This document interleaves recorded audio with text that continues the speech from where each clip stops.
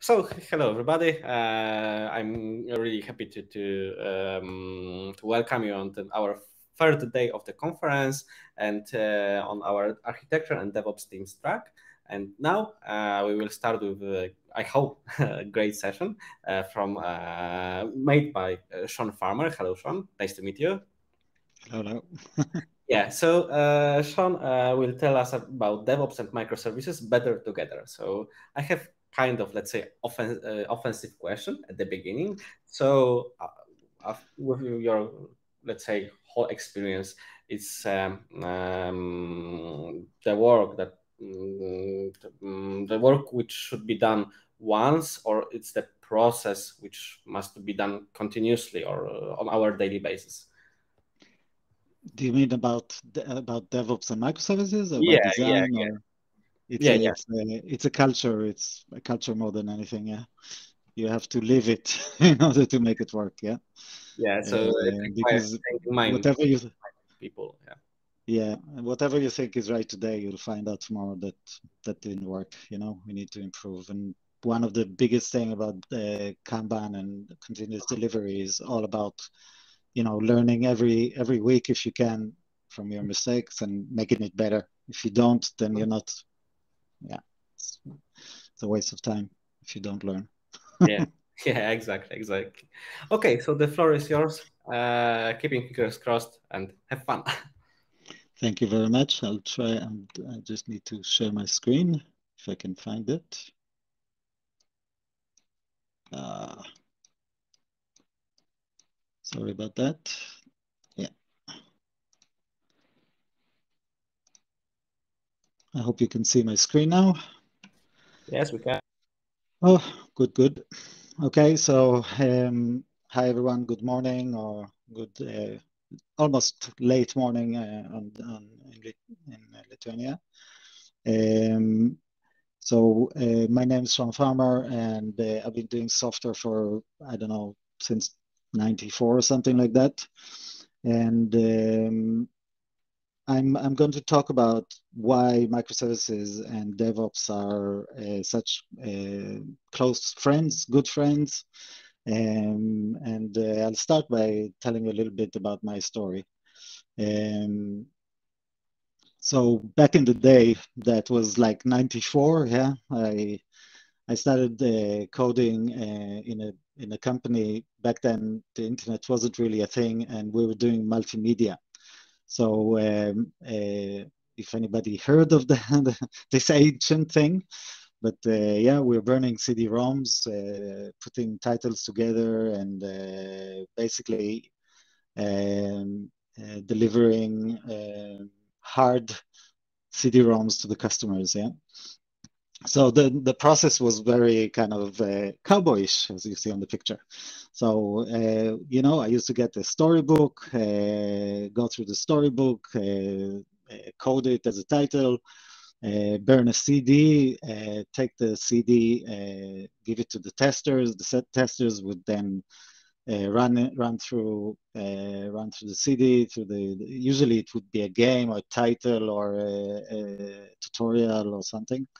And that'd be like letting me, kind of giving me a list of bugs. I kind of go back, fix the bugs, burn a new CD, and that went on for multiple times. And once we were happy that this is like, yeah, it's good enough, then we burnt what was called the Goldmaster, yeah, and that Goldmaster went to production and was printed and sold in the market. So obviously there was like no version control. Like the best version control that I had was the files on my local desktop. We didn't have unit test. There was no versioning. Everything was manual. Everything was like done one for one. So a couple of years later, like we're talking like around 2000, I started building the internet was a thing now, and I started building dynamic websites. Yeah, so I wrote a bunch of ASP this is ASP pages, I guess, code files. And obviously, when you deploy them, they ran on the server. There was an interpreter that delivered the HTML from using the ASP code. So basically, I was like writing the code kind of deploying it onto the server to production, yeah, and then hacking the SQL Server in production and making everything work. And there was like, still very cowboyish. There was no unit test. The best test was just to put it in production or to my local machine and try and run it and see if it works. There was no, like, again, source control was more of kind of every time I thought I had something good, I put it into a zip file and started. And if there was any issues in production, I just went on to kind of, RDP onto the machine and make some changes, yeah? Using, of course, SA, right, as the username and password. Security was wild back then. But then, I moved to Ireland in 2004, and I worked for a couple of blue chip companies in Ireland, and we did have source control. And it was terrible, but we had source control. I don't even think I need to mention the name because nobody will know what it is. And now we were compiling code and zipping the DLLs and the resources. It was like a mix of HTML and resource DLLs. This is now ASP.NET, the very old versions of that. Then I was, I'd compile the zip and drop it onto a file share, and operations would deploy it to a UAT or a test machine. And then when the cycle of testing and stabilization was done, we went to production. Same process, yeah. They took the zips that were the base for the tests and deployed them in production.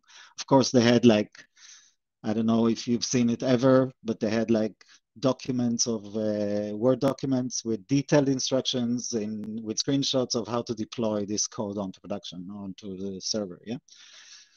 Still, I was, every time there was an issue in production, I would still RDP into the machine and go directly into SQL and change I don't know if anybody uses store procedures anymore and functions, but back then that was something very, very much alive. So yeah, just go in. So of course, those changes never made it into production, into source control or anything like that. So, I was building, what was the classic monolith based on the best practices at the time. And every so often there were new best practices. So we moved from kind of monolith, kind of, 2 layers to 3 layers to N tier to services and all kind of layers and tiers. All best practices, but at the end of the day, it was still a monolith, right? So we're gathering requirements again, and they were signed off by the business, and then we put together a BDR, a business requirement document, that took like, best part of 3 months, and then I wrote I was the tech lead there, so I kind of wrote the technical specs. It took hundreds of pages of technical specs that no one read, of course. And then we finally got to the stage where we could start coding, and we started coding. So after 6 months of work or so, we handed over the code again to the testers, and they were running their manual Excel spreadsheet use cases. I don't know, you probably saw this before. And, we completed this cycle of bug fixing, regression testing, and then deployed it to UAT. So this is 9 months later. This is the first time the business ever saw anything, right? And they were horrified, yeah? In many occasions, they were horrified. They were looking at it going like, this is not what we asked for. No, this is not what we want. This doesn't look right and all that. So, we kind of went into this cycle of change requests and sometimes even a whole redesign. Needless to say, this is like was soul destroying. Yeah, it was like it kind of made me never want to start another project again. But I probably have a survival mechanism or just a hopeless optimism that makes me think that I can do it better next time. Next time around it'd be better. And it reminds me of the saying, like doing the same thing over again and expecting different results is the definition of insanity. But I guess we're all a little bit off the hook here, because we're a little bit crazy if we do development. So yeah, so now we move on to 2009 roughly. That was like kind of a couple of years later, and I always felt that we can do this thing better. Like this is wrong. There's something absolutely wrong, because this is now I had probably 10 or 15 projects under my belt of full delivery, and I've seen this happen again and again and again, and it's like it was crazy, right? And I moved to another company, and this company was doing this agile thing, and I even kind of brought in a whole transformation there, but that's a story for another day.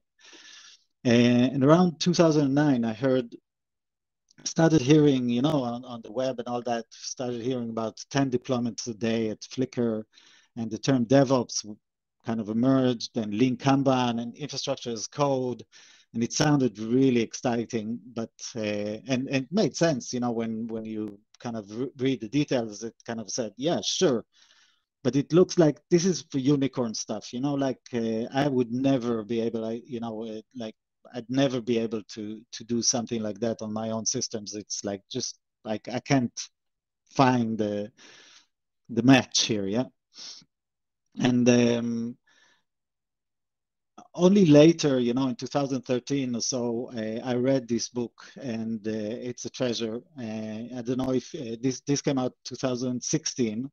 In 2013, I read the Phoenix Project. It's like more of a novel than a technical book, but it was brilliant, and it really kept me motivated. And then reading the DevOps book is confirmed all my kind of thinking, I guess. But I'll tell you a little story later. But there's one kind of theme that goes through this handbook and through other books like Accelerate. There is a theme that says that the architecture is an enabler here. Part of the enablers. I'm not saying it's the only one, but architecture is probably the strongest enabler for continuous delivery.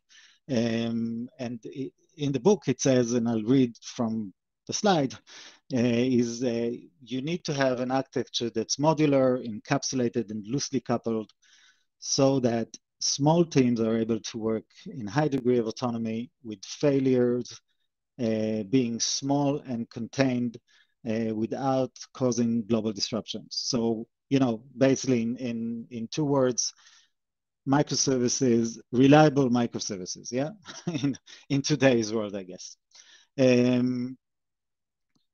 So let's see, how do we, where does that come from in the book, at least, yeah? So they did a couple of case studies, and they put forward the case studies around eBay, Etsy, Google, Amazon, and LinkedIn. All of them are obviously in our world. I hope that we can agree on that. They're all unicorns. Yeah, these are none of us, or very little of us, would actually build any of those systems today. Yeah, and these are huge companies, huge systems, huge that. But they came from small things. Yeah, they all started off as monoliths. Yeah, they all started with very monolithic architecture. I think it's eBay or something like that got to the limit of the compile limit for C++ or something. That they basically couldn't write any more code, because if they would, it would kind of, they had like that classic God object, if you wish. Yeah. But they all made this leap of faith, I guess, and went into the microservice. Back then, it was service-oriented architecture, which this is where I come from. They all moved to those kind of some sort of microservice architecture, all obviously different in different implementations, different styles and all that, but they all found their way around that to enable them to get to this continuous delivery, to move fast, to deliver quickly, to have resilient systems. Yeah. So when I try to look at it in my little world, in my project, I immediately hit this wall. Yeah, it's a beautiful wall, by the way. But and the wall was my monolithic architecture. Yeah. As a result of the architecture we had in our project, it was like we're doing big batches of work. We had big bang deployment, all or nothing. There was no, backward only kind of rollbacks. Yeah, if something happens, we could only go back to our backups. Yeah, whatever. And we had long feedback loops. Yeah, from the time we started, by the time we deployed, by the time it went into production.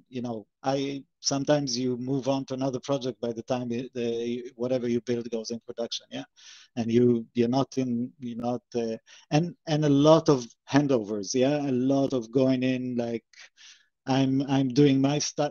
Somebody does the business analysis. They give me the BRD. The BRD goes to the architects and team. They kind of make they build the technical requirements, and then this goes into production. Then not production, sorry, to being produced, to coding. Then it goes to testing. So the testers now are doing that, and there's all that, and then UAT and then production. It's all a very, very long loop. Yeah. But when you look at the architecture side of it, and the biggest problem is the monolith, right? And the biggest problem with monolith is tight coupling. Yeah, it's all around the coupling. Yeah. So I don't know how much we as developers really look at coupling on a daily basis and acknowledge the network and acknowledge failure and all that. But it's really, really a crucial part of how you design stuff. Yeah. And coupling has a lot of aspects. It's not, just you kind of, one component referencing another component. There's like temporal, which is like the time-based coupling, which means that, I can't do anything until I get something from you, and vice versa. And if you're down, I can't do anything. Another one would be spatial, like things that are close to each other or need to be close to each other in order to operate well. For example, the web server and the database server probably want to be in the same data center and on the same network and all that kind of thing. Yeah. Another form that would be platform. Yeah. If you're running on .NET and today, of course, it's all open and it's very easy and all that. But, back then, 10, 20 years ago, you couldn't get a Java component to talk to a Microsoft component. Yeah, there's nothing in the middle. Even through web services, they were very kind of, they included like very hard, tightly coupled kind of platform stuff. Yeah. And there's a lot of ways to solve those problems. Yeah. One relatively new buzzword for that is microservices, right? I don't want to get into a rant about microservices because I come from SOA and I was doing that, I don't know, since 2009, service-oriented architecture, that is. And I've done it in various degrees of success. So yes, some call microservices SOAP 2.0. But in short, microservices are all about breaking down the system into multiple deployable runtimes. Now, breaking down a monolith into multiple bits and having them chat to each other is what I call a distributed monolith, which is even worse than a monolith, because now you have the monolithic problem 10 times or 100 times or 50 times over, and it's super complicated to debug and super complicated to fix and super complicated to find the, if you have this kind of coupling between services and one service goes down and this other service is calling that service, which another service calls it, and so on and so forth, there's a whole kind of chain of failure one after the other, and it's really, it will take you a long time to figure out what's wrong, where does the problem started, and this is roughly what we end up with. Yeah, we end up with like this kind of multiple endpoints talking to each other. In the first days of microservices, and you can argue about that, but let's leave it alone for now. Most of the microservices were talking to each other, communicating with each other using REST APIs, yeah? And I can't think of anything more terrible than that, yeah? Because like once there's a failure, there's a network outage and all that, data gets lost, things get, so imagine again what I described earlier, you're trying to, one service needs some data from another service, it calls the other service, the service doesn't respond, so it goes into a failure mode, it retries a couple of times, then it kind of fails, then the data is lost because there's nothing except in the logs, I don't know what, and so on and so forth, like, it's really an unreliable distributed monolith. I think it's the worst ever. It's the worst combination. So yeah, so how should we solve this? So one of the my guru Udi Dahan, which I've been working with since 2009 or something, puts it like that, and I think it's a very good, excuse me, it's a very good kind of description of the solution. Yeah, address coupling in a software by software design by building loosely coupled and highly encapsulated components. And let me kind of try to describe what that means. So there is this if you don't do a distributed monolith, the next best thing ends up with something like that. Yeah, we put a lot of services that's supposed to be kind of together, but they're not really together. They're not. There's no cohesion there in the code. It's not like a really internal kind of communication.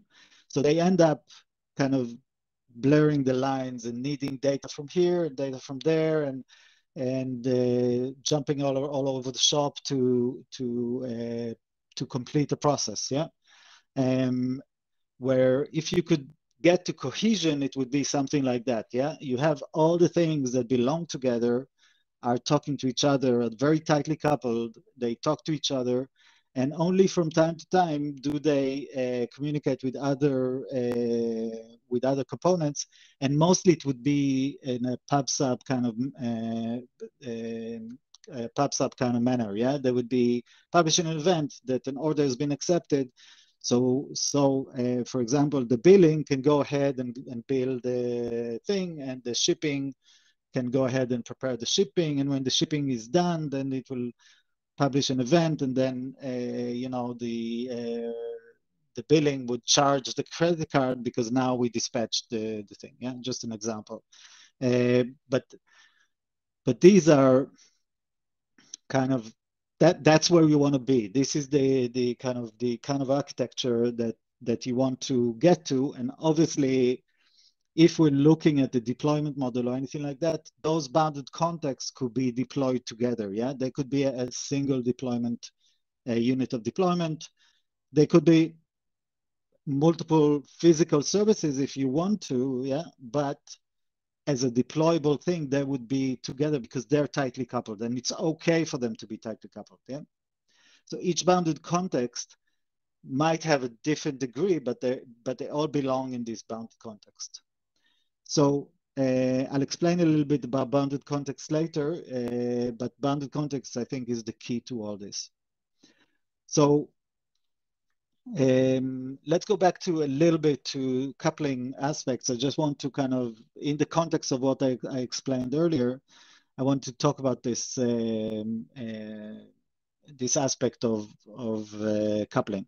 So runtime coupling is kind of temporal coupling or spatial coupling kind of combined, yeah, and platform. At runtime, components might depend on each other to work. And as I said, RPC or synchronous communication is very prevalent. I've seen this a lot in a lot of places, and I think it's really, really bad. Yeah. And so, for example, as I described earlier, service A calls service B, and service B is not available, then the whole thing falls apart, right? So one of the most obvious kind of fixes to that is using message brokers or queuing systems, yeah, to basically use messaging. What the benefit of messaging is that it is asynchronous, yeah. It's a fire forget operation. You send a message to another endpoint. If that other endpoint is down, it will restart. When it restarts, it pick up the message from the queue and do its stuff, right? Now, obviously, that means that you are looking at asynchronous operations. That means that you need to design your system in an asynchronous fashion. It means that you, again, coming back to bounded contexts, inside the bounded context, you want to have high coupling and low latency, and you want to be able to complete an operation end to end in a good manner, and you expect it to kind of happen quickly. But in between bounded contexts, it's okay if something takes a couple of milliseconds more, a couple of seconds more. So something's down, it will come back up and all that. Now, obviously, for scalability reasons, that definitely is it's beneficial, and I'm not going to get into that right now. But I'm not talking about right now. I'm not talking about scalability. I'm talking about design and loose coupling and easy to maintain kind of system. This kind of approach to help with that. Okay. The other bit that I think is really, really relevant to problems with design is the database. Yeah, most of the design in the old days was based on entities. Yeah, we were kind of saying, oh, there's a user and there's an order and there's a product. Excuse me, and they all are kind of linked to each other. They have some interaction. Because they have some interaction, then we model them as, we put reference integrity between them, and we make it ACID. Yeah, so we enforce reference integrity. And what that means is that if in order to add an order line, yeah, we have to add an order, and in order to add the product to the order line, we have to have the product, and that goes on. I think you know where I'm getting. This means that you need to kind of have a very big operation that has to be ACID in order for this to work. Yeah, where when we're talking about distributed systems, it's not realistic. Yeah, so you can't have everything everywhere ACID and still have loose coupling. Yeah, it's not going to work. It's going to And mostly what I'm talking about here is in the context of writing data. Yeah, I'm not talking about reading data. Reading data is a different problem. I'm mostly talking about writing data, changing state. Yeah.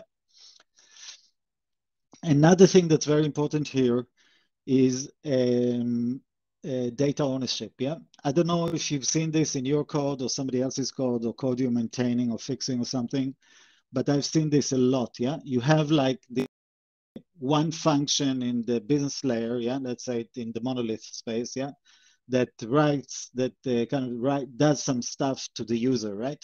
And with time, you know, the code evolved and all that. Somebody in the front end decided, well, why should I go through the objects and this complicated layer? I'm just going to go to the database and write some stuff to the user, yeah? And obviously, there's a violation there because the business logic around how to create a user or what happens when you create a user, or what happens when you update a user, or whatever, all that is gone because now somebody just went into the database and wrote its own thing. Another thing would be like that there are two components that look similar, but because the user table is a user table, then both of them have access to the user table. And they might the boundaries might go with time, they might go kind of blurry, right? So, I might update the phone number, and this other component might also update the phone number, but it's a mistake. Of course, there's a data ownership problem here, yeah? And again, this is all rights, yeah? All when you're writing data or changing the state in the database. I'm not going to talk a lot about bounded context, but bounded contexts is a key concept here for building the correct boundaries and the correct kind of decomposition or composition to build the correct components and their boundaries and how to make them cohesive. Yeah. Bounded context comes from DDD. I don't know if you know the blue book. I don't know if I have it here. I didn't prepare it, sorry. But the Evans blue book, it's been around for many, many years. I think 15 years now or something, or maybe less. But in his book, he writes about he had put in place the base for DDD, for the domain-driven design. And I'm talking about that concept from the book, but in my interpretation, I guess. So bounded context would be like, if I'm doing something, a full end-to-end operation, that's a bounded context. And the context is the business context, not the technical context, yeah? So for example, if I do login, yeah? If I log in or create an account, to log in, a login account, create credentials, and log in, this would be one bounded context because it has all the things that we need, yeah, in order to make this login thing available, yeah. So I need to be able to create an account, to add the user, to add the password, to reset the password, and to log in, yeah, to go in and log out, yeah. And that, in my world, that would be a bounded context, yeah. That would be the thing that's tightly coupled. There's cohesion around what it needs to do, and there's cohesion around what it is, and it can be deployed, it kind of could be its own service.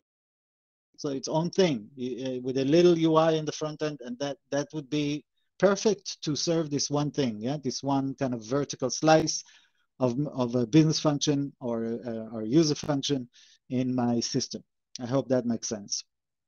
It's really hard with, being on a virtual stage to gather any kind of feedback from the users, but from the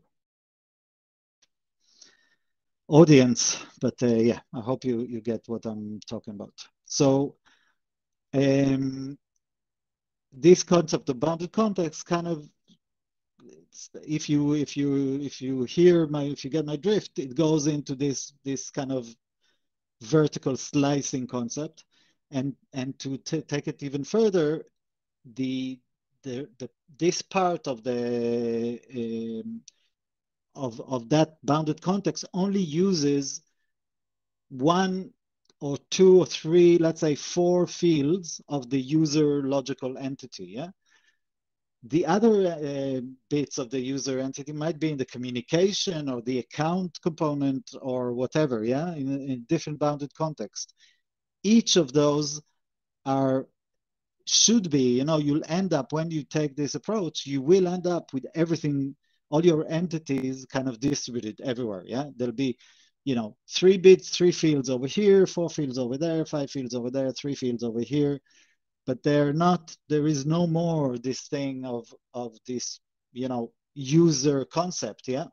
There is a user ID, and it will be everywhere in each bounded context available as an identifier, yeah.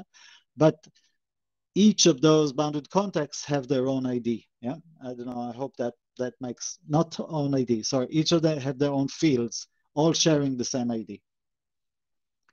So I'll leave you with that. I don't want to go too deep into that, yeah. When you're another kind of couple of rules around that, once you get into this kind of area, is that you want to have read and writes. I don't know if you, I'm not talking about CQRS, I'm talking about CQS, command query separation, yeah? So have read APIs and write APIs in totally different verbs or totally different API endpoints or whatever. For reading data, it's a whole different concept, and it's in distributed systems. So it's kind of out of scope from here, but again, treat it as a different kind of concept, yeah, different idea about reading data. In the old world, and I still care and feel strongly about this, we had the OLTP and OLAP.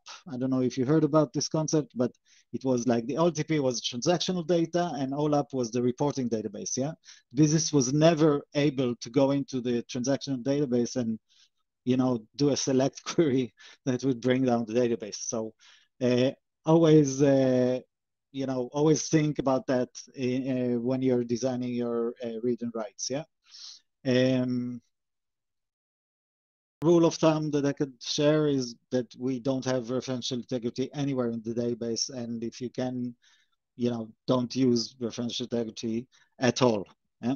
And again, entities would end up, use your fields, use your bounded context as a guide of what data, of fields of data you're using, and don't think about entities. Entities are not, they're not scalable, yeah? They're not, you can't have one entity that is shared across different endpoints, yeah?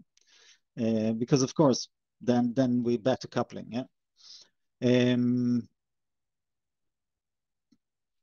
Yeah, I think I hope that explains that little bit. Okay. One other thing that I think there's a debate in whether we should should have a monolithic repository or should have multiple repositories. Yeah. In my experience, it made it every time that we had different repositories, it worked very, very well. Yeah. So each component had its own repository. It was easier to build pipelines. It was easier to work, to commit code, to do pull requests, to do all of that was really, really easy. So I would go for different repositories. So I have very little time for this session. I'll tell you a quick story about I was an architect in a very successful startup, and we came in, we had all the things and service-oriented architecture and all that, but we had one big monolithic repository. And of course, with time, it all grew, evolved, and a lot of coupling became apparent. And we had terrible time trying to get to move to continuous delivery.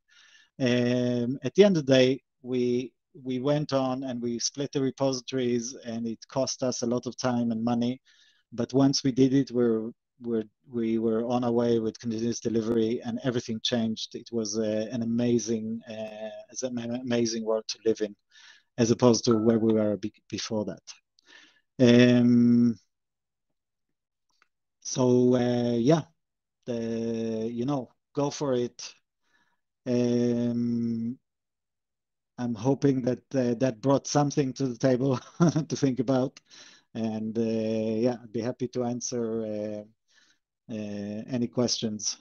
This is back to the future, now we're hacking code on introduction, so, but of course in a safe and nice manner. Yeah, so thank you very much. So thank I think you. I'm out of time. Yeah, thank you, Sean, for your interesting presentation. I can't see, unfortunately, any questions on Q&A chat, so I would like to invite all of you for asking questions to our great presenter. I have one, let's say, question, maybe for the beginning.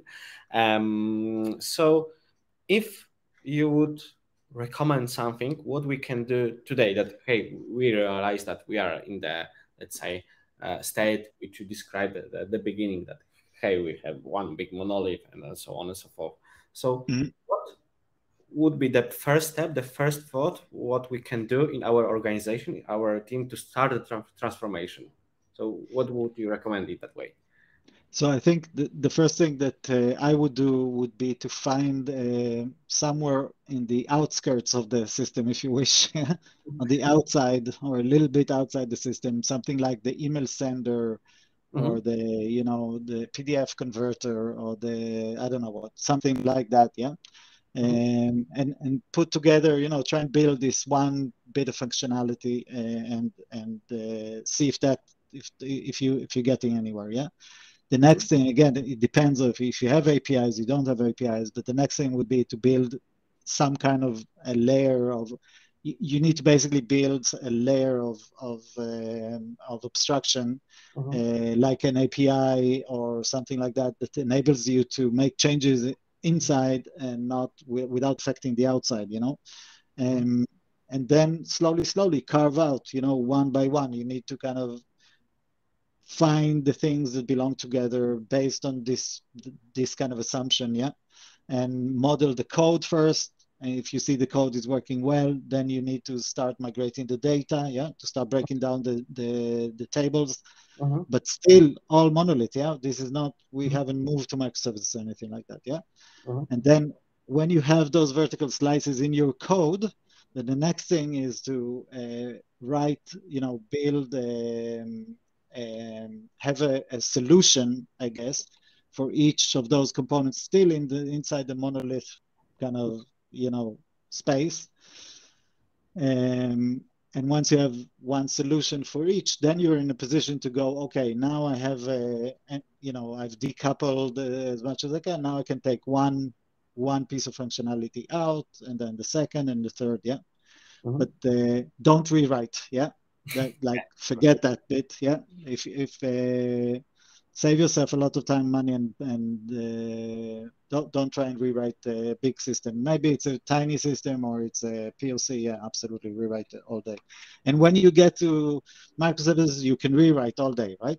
Yeah, hey, exactly. Because it costs nothing to create a new thing that does the same functionality, same APIs, but does everything differently. Yeah, so it's not a problem. But does that answer your question?